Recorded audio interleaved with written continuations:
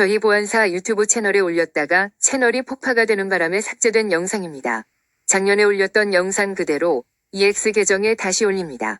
2024년 12월 비상계엄 당일 밤 수원 성관이 연수원에서 벌어졌던 미군의 군사작전을 사실 그대로 볼 수 있는 팩트 영상입니다. 이 체포 영상은 당시 트럼프 대통령도 이미 다 시청을 하였습니다.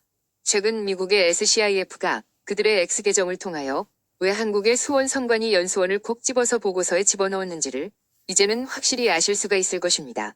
영상을 자세히 한번 보시기 바랍니다. 작년에 올렸던 영상을 그대로 올립니다.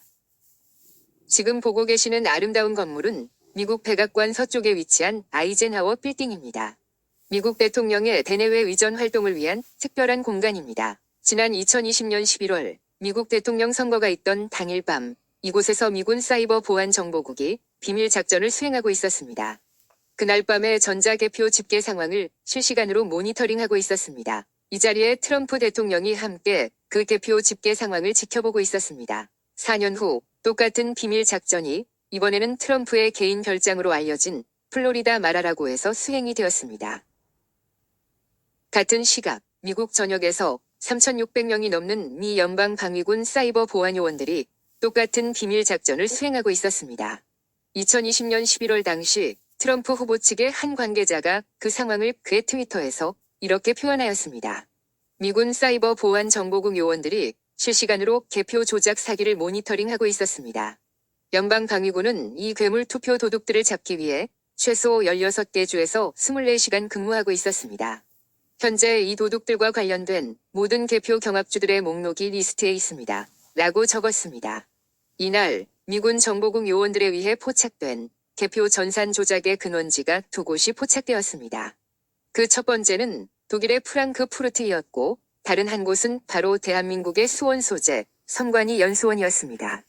4년 후 2024년 11월 플로리다 마라라고에서 똑같은 작전에서는 이번에는 독일의 프랑크푸르트는 더 이상 나타나지 않았으나 대한민국의 수원 소재 성관이 연수원은 또다시 포착이 되었습니다. 그것이 바로 트럼프 대통령으로 하여금 대한민국이 미국 부정선거 전산 조작의 근원지라는 것을 확인케 해주었고 오랜 세월 한국에 잠입해 있던 미군 정보국 블랙 요원들에 의해 비로소 비밀작전 명령이 떨어진 것입니다. 작년 12월 3일 밤 윤 대통령의 비상계엄으로 코드 99 비밀작전이 그동안 점집에서 은인자 중 무당 행세를 해오던 노상원 전 정보사령관과 함께 수행이 된 것입니다. 국민 여러분, 한미 공동으로 수행한 이른바 코드명 99 작전은 오랜 세월 미국 군부가 작전을 기획하고 수행한 극비 군사작전입니다. 민간 차원의 일반적인 범죄인 체포가 아닙니다. 이 점을 우리는 분명히 인식하여야 합니다. 원래 이 군사작전은 지금까지도 세상에 알려져서는 안 되는 극비사항입니다. 그런데 아이러니컬하게도 이 비밀이 민주당 측 일부 국회의원들의 입을 통해 국회에서 맨 처음 새나왔습니다. 그때가 작년 12월 17일경입니다. 중공 간첩들이 체포 압송된 지 약 2주일 후입니다. 민주당 측은 이미 20-30여 명의 중공 전산 전문 간첩들이 수원 소재 성관이 연수원 제2생활관에서 정체불명의 정보 요원들에 의해서 머리에 복면을 쓴 채 어디론가 압송이 되었다는 사실을 누구보다 먼저 알고 있었습니다. 그러나 그 체포 사실을 그들 스스로 발설을 하게 되면 그 30여 명의 정체가 탄로나게 되므로 속으로 끙끙 앓고 있다가 국회에서 문상호 정보사령관에게 그들이 도대체 어디로 끌려갔는가를 다그치는 과정에서 그만 그 30명이 체포 압송 사실이 드러나게 된 것입니다. 그러나 그 후 그들은 이 사실이 국민들에게 알려질까봐 두려워 모든 언론과 방송을 통해 스카이데일리의 이 보도를 가짜뉴스로 몰아넣으려고 온갖 짓을 다 했습니다. 그러나 실패하였습니다. 이제는 그들도 이 체포 압송이 미국의 군부가 실시한 비밀 군사작전이란 것을 잘 압니다. 그래서 더 이상 이 작전에 대해서 말을 못하고 침묵하고 있는 것입니다. 이 비밀 한미 군사작전의 법적 근거를 뒷받침하는 문서가 최근에 공개가 되었습니다.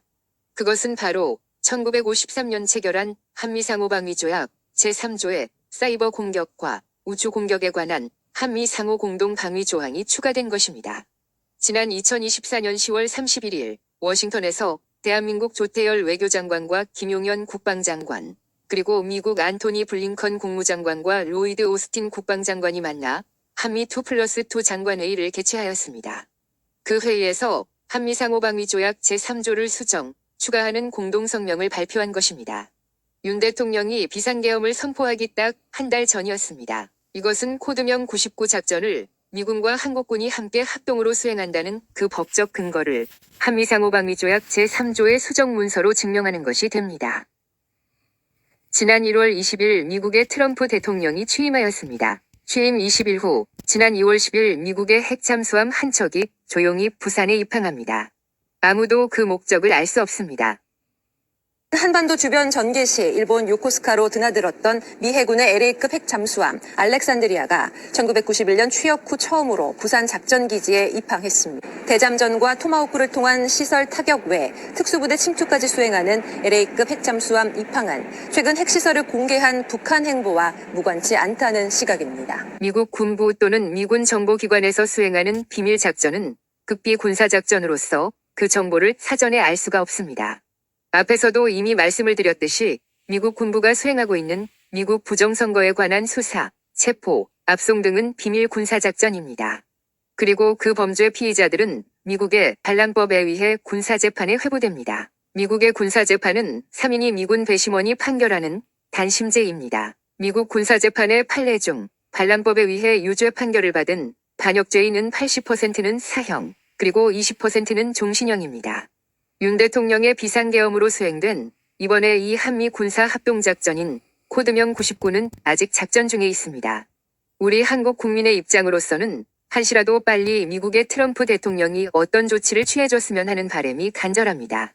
그러나 미국 군부에서는 아직 이 작전에 따른 후속 군사작전이 지금 수행 중에 있습니다. 그러므로 좀 더 기다려 보도록 합시다. 그러나 그 시간이 길지는 않을 것입니다. 감사합니다.